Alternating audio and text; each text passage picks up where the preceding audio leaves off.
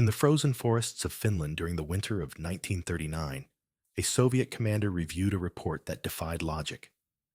An entire squad of his men, 25 strong, had vanished in a single afternoon. There were no artillery craters, no signs of a firefight, and no visible enemy.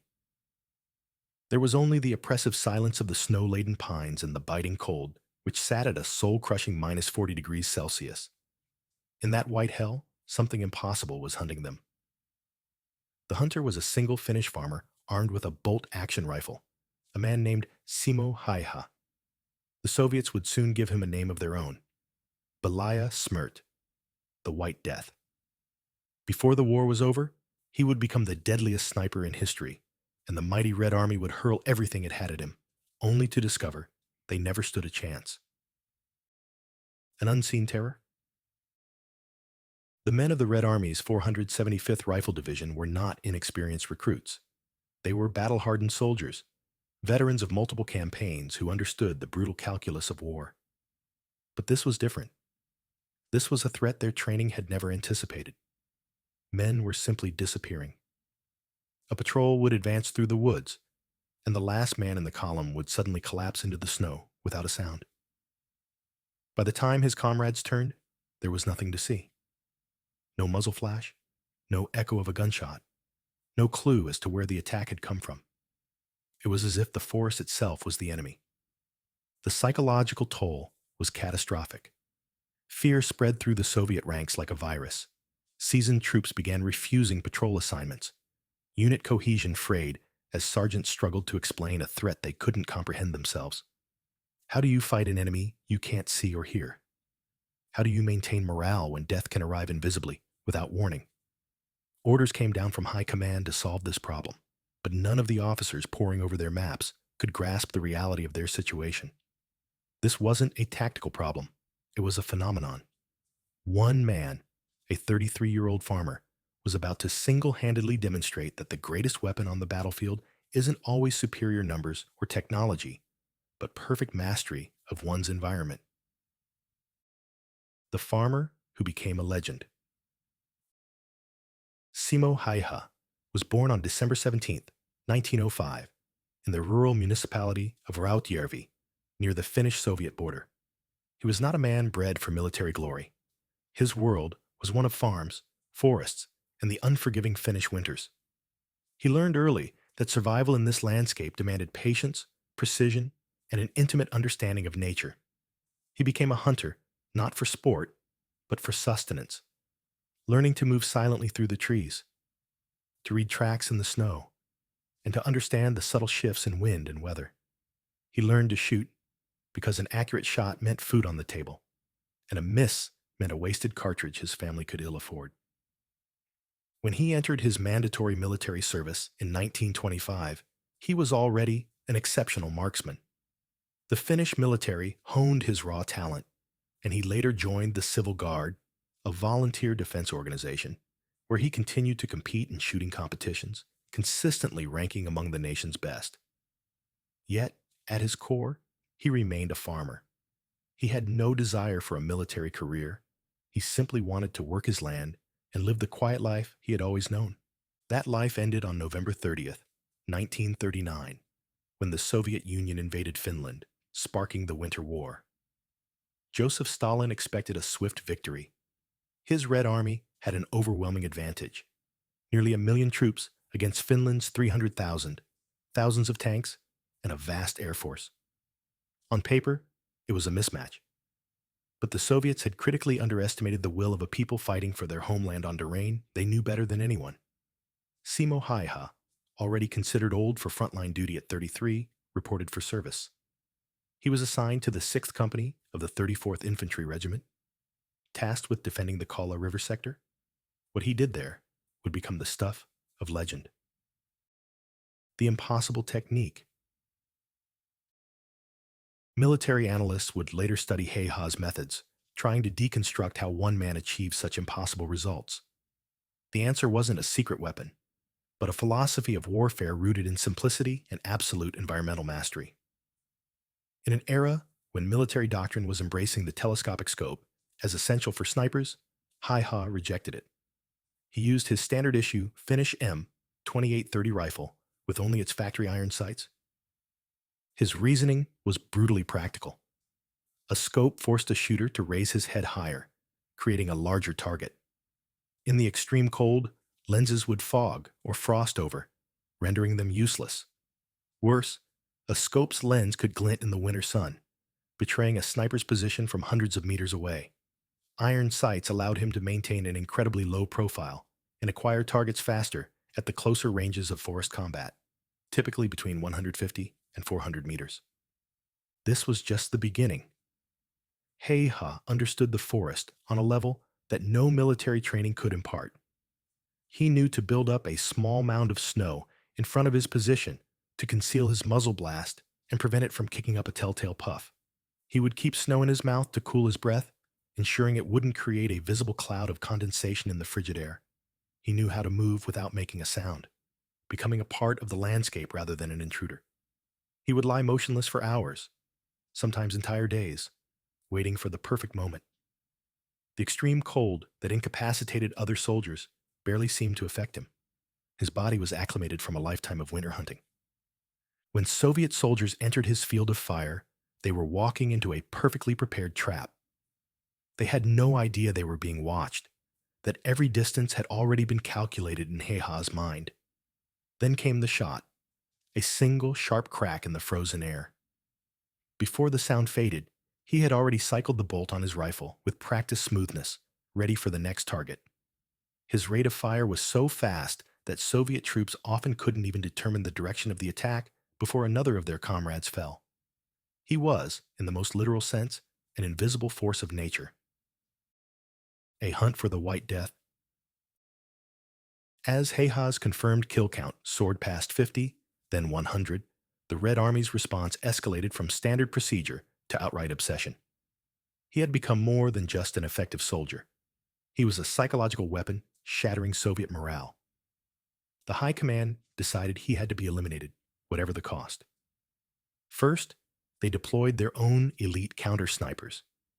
These were specialists, trained at the highest levels and equipped with the best Soviet optics. They studied Häyhä's suspected operational areas, set up their own hides, and waited for the White Death to appear. But he never did, at least not where they expected. Häyhä seemed to have a sixth sense for danger, abandoning a position the moment it became too hot.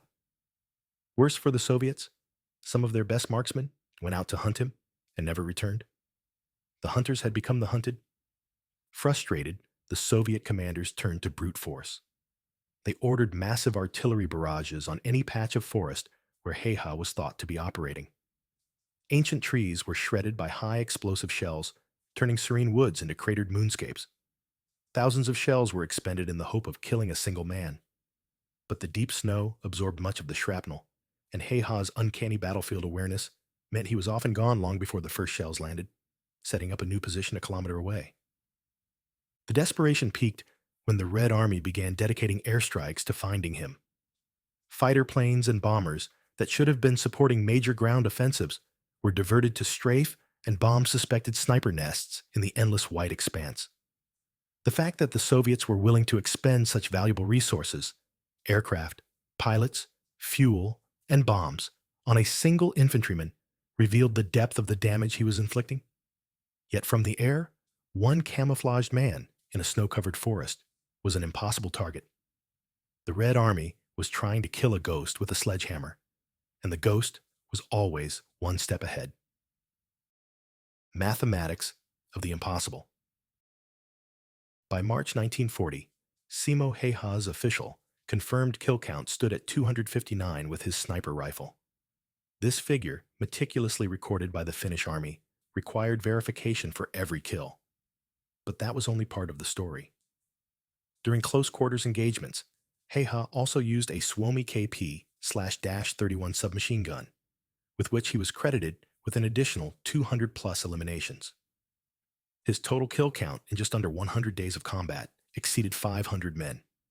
To put this in perspective, some of history's most celebrated snipers, like the Soviet Union's Lyudmila Pavlichenko, 309 kills, and Ivan Sidorenko, around 500 kills, achieved their totals over several years of fighting. Häyhä accomplished his in about 3 months, during one of the harshest winters on record, while being actively hunted by an enemy with limitless resources. His efficiency was staggering, averaging over 5 kills per day. On one particularly brutal day in late December, he reportedly eliminated 25 Soviet soldiers. Each of those kills represented a monumental effort of skill, patience, and physical endurance. Each required hours of stealthy movement and concealment, followed by absolute stillness in temperatures that could kill an unprepared man in minutes. He did this while suffering from lack of sleep, poor nutrition, and the constant stress of knowing that a single mistake would mean his death. Beyond the numbers, his true impact was psychological. The mere rumor that the White Death was operating in a sector was enough to paralyze entire Soviet companies. The fear he inspired was a force multiplier, degrading the combat effectiveness of thousands of enemy soldiers who were terrified to leave their trenches. The Red Army wasn't just fighting a man, they were fighting a legend, and the legend was winning. The price of a legend. On March 6, 1940, during a fierce counterattack, Häyhä's incredible run finally came to an end. An explosive bullet fired by a Soviet soldier struck him in the lower left jaw. The impact was catastrophic, shattering his jawbone and tearing away much of his cheek. His comrades, seeing his devastating injury, believed he was dead and placed him on a pile of bodies.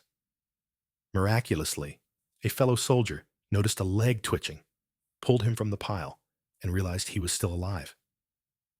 His journey to a field hospital was a testament to his sheer will to survive.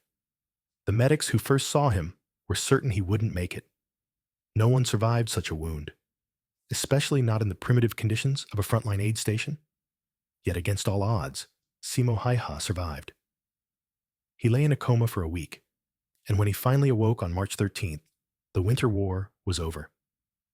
Finland had preserved its independence, but at a great cost in territory. Häyhä's recovery took years and required numerous surgeries to reconstruct his jaw.